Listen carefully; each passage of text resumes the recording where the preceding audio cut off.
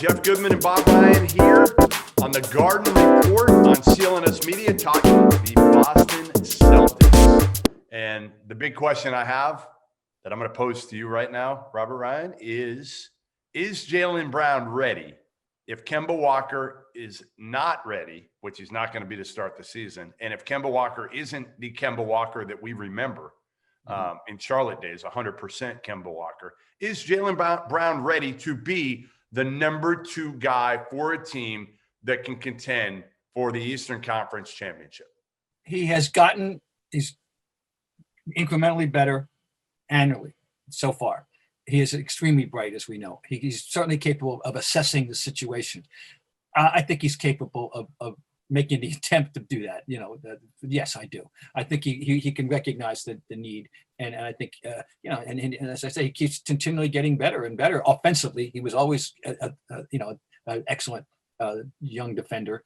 And so he's really, I don't know, I didn't need to be convinced or anything, but he's really just grown in my mind, on me, to the point where I think he's a borderline all-star, and you can argue that, and that I think that's high praise.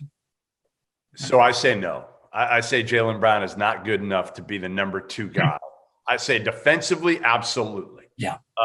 When you're getting up and down in transition, yes. But if you don't have Kemba, if you've got Jeff Teague and Marcus Smart, to me, you're going to be playing more in the half court. And I don't think that is where Jaylen Brown thrives.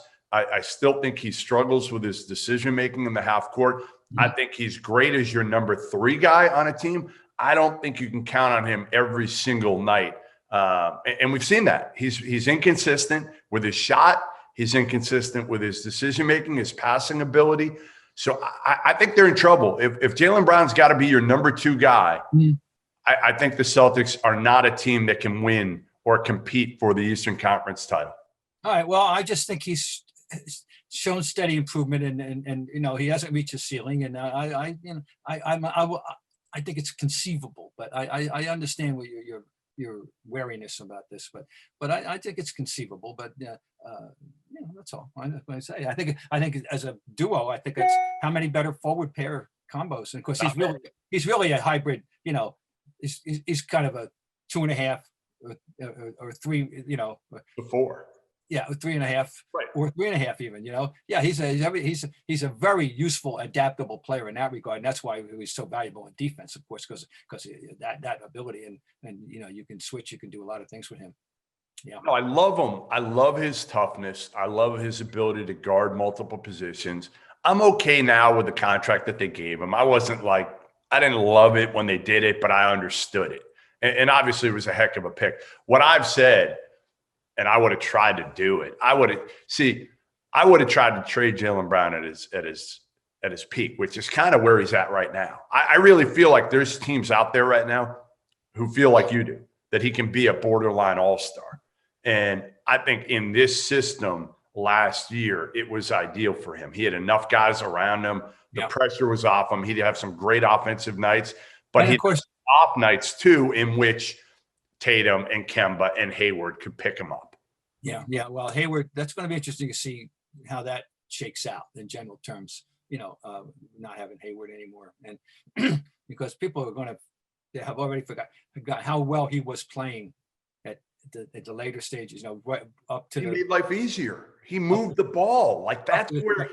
Yep. Yeah, that's it.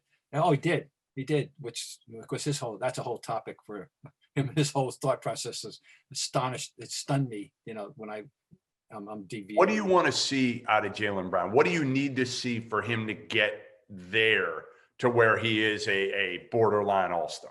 Well, I mean, obviously you've hit it. He's not as consistent a shooter as you'd like to yet. He's gotten better, but is he? Something. He's not going to ever beat Tatum, I don't think, but 80% of that or something. No, I mean that's all. I mean, if he can become, and guys can get better and get. I've seen all the big players get better, and he's just intelligent enough to figure things out, I think, and I have faith that he's going to continue to work on his shot and get better, but he needs to up the grade, to be more consistent. Sure.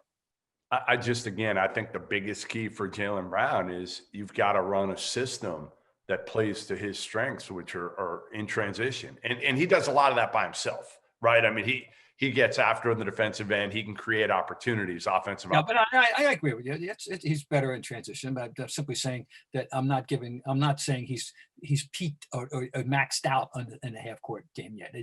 I'd like to think he hasn't. If he has, okay, then I have to deal with it. But I don't think he has yet. The other part of this, Bob, the other part of Jaylen and even Tatum is I think they're going to have to work harder for theirs this year because you're not having Kemba and Hayward to make life easier for them.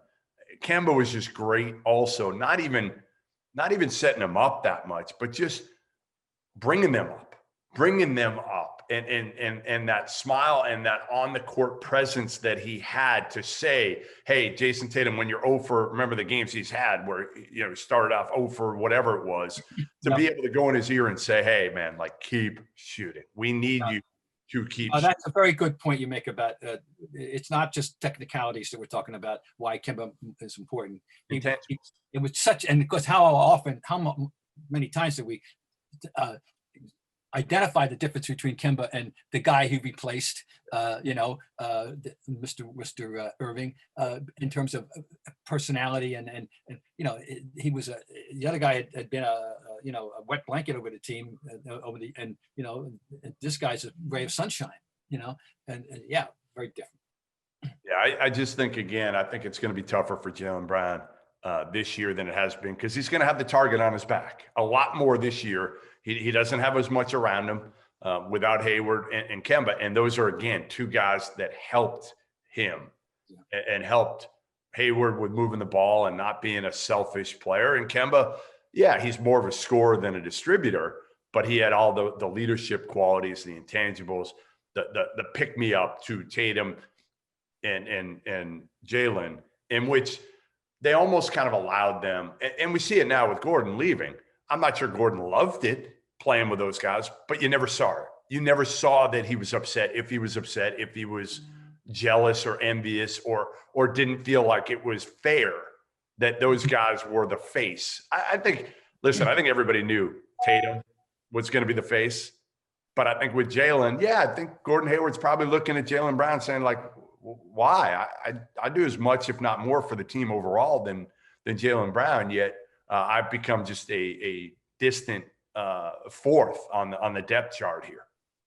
I got a little piece of trivia for you. Aside from the fact that each are point guards, what else do Kyrie Irving and Jeff Teague have in common?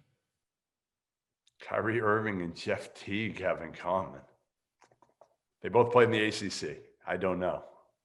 Both their fathers played for Boston University. Oh, that's right. Diedrich Irving, right? And Diedrich Irving and Sean Teague. Sean Teague, that's right. Wow, good call. But I can't take credit. I want to give credit. My friend Bruce Bosley, the one-time SID at Vermont, now forget what he's doing at the moment, but except sending me good information is what he's doing. He's the one that pointed that out to me. Very good. Very good. And listen, and to me, as many of those as you can bring in, that helps.